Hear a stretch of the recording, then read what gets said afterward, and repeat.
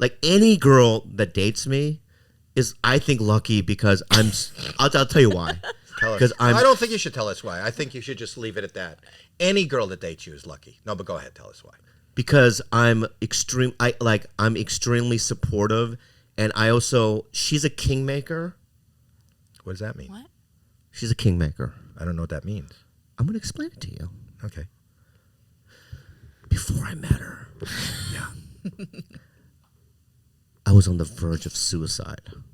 Oh, that's not My funny. career was in the shit box. It was in the shit box, Howie.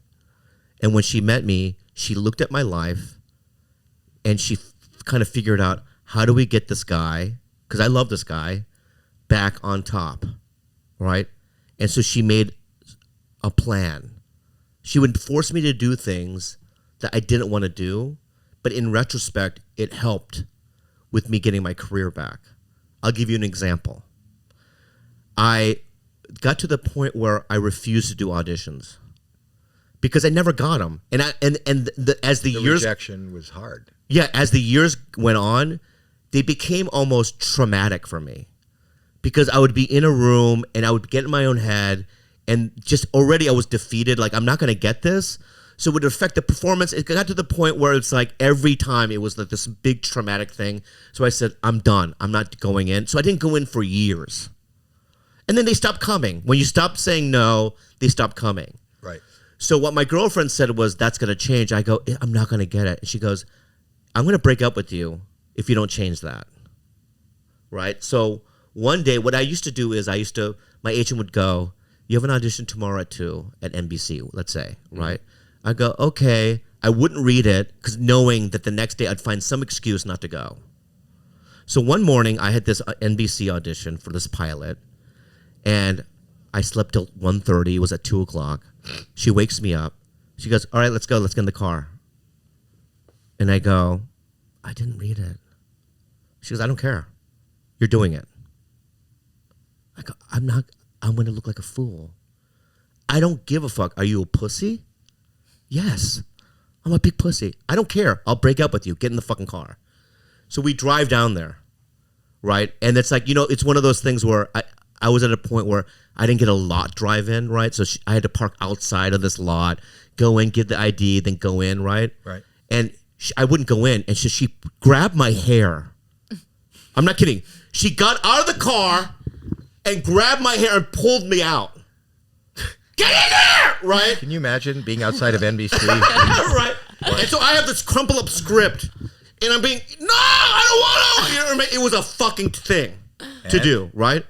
I'm going to get to it, Howie. Oh, no. I get in, and it's one of those auditions where everyone in the lobby I know. Like every actor. They're all my friends, right? So, and I'm making announcements. I didn't read it, right? So then I waited like an hour, and then finally they go, Bobby Lee. And I go, I'm just going to read it like this. So I go in. I'm Bobby Lee. And I just start reading it. He dropped the mic for those that are just listening. That he's standing up, he's performing it. Yeah, I'm performing it. So I'm like, I just go, I'm just saying the lines, right? And now there's 8 people in the room, right? And they're all like, what the fuck is this? And then I kind of crumbled up the thing in my hand. Yeah. I threw in the trash right there, like a slam dunk. Bam! Then they laughed. I left it. I left the room. And I'm like kind of in the verge of tears. I look like a fool. I got it. No. I got the part. What was it? It was there was a movie called Problem Child. Yeah. And they were trying to make it into a TV show because NBC had the rights to it or whatever. Yeah. And I got the second lead in it. Fucking amazing. I got in the car and I go, I told you. She's like, I just want you to go in and face your fears. 2 days later, they go, we want you to test. Right? But I'll tell you why. Because somebody in the room was a huge fan of mine. Right. And when I left, everyone was like, fuck that guy. And he went, trust me. That's the guy. And they go, he didn't know his lines. It's trust me. I know. He was a showrunner.